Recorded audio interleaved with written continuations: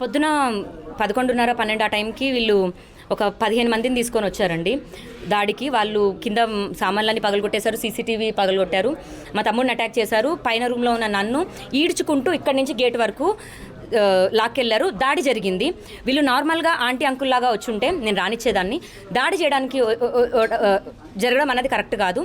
అంటే కోర్టులో ఉంది కేసు, ఏమున్నా సరే నేను కోర్టు నుంచే తీసుకుంటాను. అది వాళ్ళని అడగాలండి. నన్ను ఇంటి నుంచి పంపించాలి అన్నదే వాళ్ళ ప్లాన్. గ్రూప్గా ఎలా అయితే వచ్చారో అంత ప్రీ ప్లాన్డ్గానే వచ్చారు. బట్ ఇందులో రాజు ఇలా చేయిస్తాడు అన్నది నాకే చాలా బాధగా ఉంది. నేను పబ్లిక్గా సారీ చెప్పాను. అతను నార్మల్ లైఫ్ లీడ్ చేసుకుంటాడు, మళ్ళీ పని చేసుకుంటాడు, వాడికి సినిమాలంటే ఇష్టం, సినిమా తప్ప వేరేది ఉండదు, పని చేసుకోవాలన్న ఉద్దేశంలో మనస్ఫూర్తిగా చిన్నోడా సారీ కాళ్ళు పట్టుకుంటానన్నాను, ఆంటీ అంకుల్ సారీ అన్నాను. దాని తర్వాత కూడా ఇంత పంతం దేనికో నాకు అర్థం కాలేదు. సారీ చెప్పిన తర్వాత అదే ఆంటీ అంకుల్తో కూడా నా ఫ్రెండ్తో ఫోన్లు చేయించాను వచ్చేయండి అని. ఆ రకంగా వచ్చి ఉంటే నేను ఎందుకు రానివ్వను? దేనికి ఆస్తి, దేనికి ఆంటీ డబ్బులు, దేనికి? వచ్చారండి, వచ్చారు, నిజంగా జరిగింది అది. ఇందులో అబద్ధం ఏమీ కాదు, జరిగింది. నేను నా అంతటా నేను వాళ్ళు బ్లాకులు చేశారని వేరే ఆవిడతో ఫోన్లు చేపించి వచ్చేయండి కదా, మీరు అందరు కలిసి ఉండండి కదా, పోనీ రాజు రాకపోతే రాకపోయాడు, మీరన్నా వచ్చి ఉండండి అని మనస్ఫూర్తిగా నేనే అన్నాను. ఈ రకంగా కరెక్ట్ కాదు. దాడి అన్నది ఏంటండి, కొట్టించేదేంటి?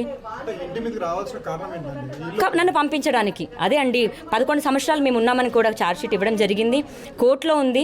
498 వేసుకోమనండి, వాళ్ళకు కూడా ఉండే హక్కు ఉంది అని. ఎందుకంటే ఇంట్లో ఉన్న వాళ్ళని పంపించడం కాదు కదా జరిగింది. మేము నివాసం ఉండేవాళ్ళం, వాళ్ళు విజిటింగ్కి వచ్చేవాళ్ళు. వైజాగ్ నుంచి వాళ్ళని తీసుకొచ్చింది కూడా నేనేనండి హైదరాబాద్కి. విజిటింగ్కి ఉండేవాళ్ళు. 2018 నుంచి అక్కడ వేరే దగ్గర ఉన్నాము. మామగారు తాతగారు కోవిడ్ టైంలోని వాళ్ళు వేరే దగ్గరికి ఉప్పల్కి షిఫ్ట్ అయిపోయారు. ఇప్పుడు అక్కడ ఉంటున్నారు ఉప్పల్లో. అక్కడి నుంచి మరి ఇప్పుడు ఈ రకంగా దాడి అనేది కరెక్ట్ కాదు. లావణ్య మేము వస్తామమ్మా, పోనీ కిరాయి ప్రాబ్లం అవుతుందా, పోనీ కలిసే ఉందామా, పోనీ ఇంకా మేము ఉంటాము, పోనీ నువ్వు వెళ్ళిపో, రాజుని మేము చూసుకుంటామో, పోనీ ఏది మంచిగా అడిగినా ఇవ్వనా నేను? ఇల్లు తీసుకునేది ఇదేమీ లేదండి. దయచేసి ఈ గొడవలు ఇవేమీ వద్దు.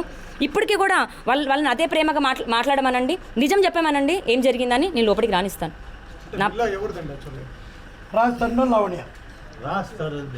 అదే మాటకే మాట్లాడితే డాక్యుమెంటేషన్ ఇప్పుడు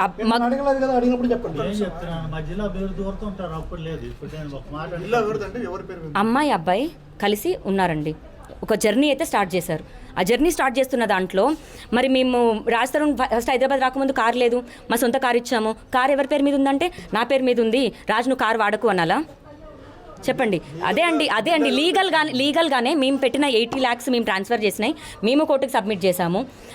ఈ ప్రాపర్టీ కొన్నప్పుడు మరి 50% షేరే వచ్చినా సరే నా షేర్ నాకు ఖచ్చితంగా వస్తుంది. అది ఏంటి అన్నది కూడా ఇంకా మరి నేను కూడా లీగల్గానే వెళ్తాను.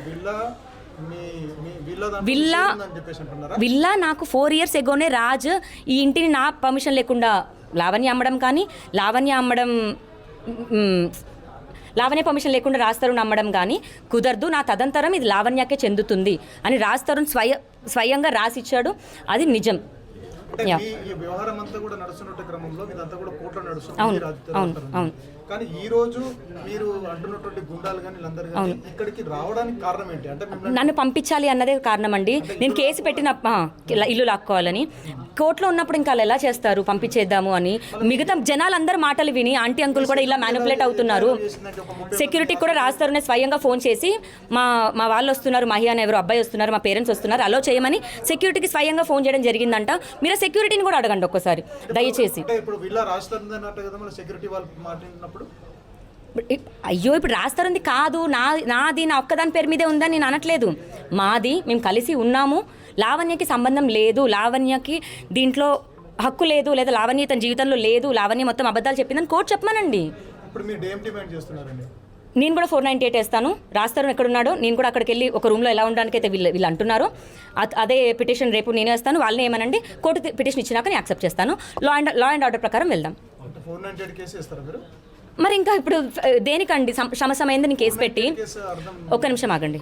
అదే నాకు తెలుసు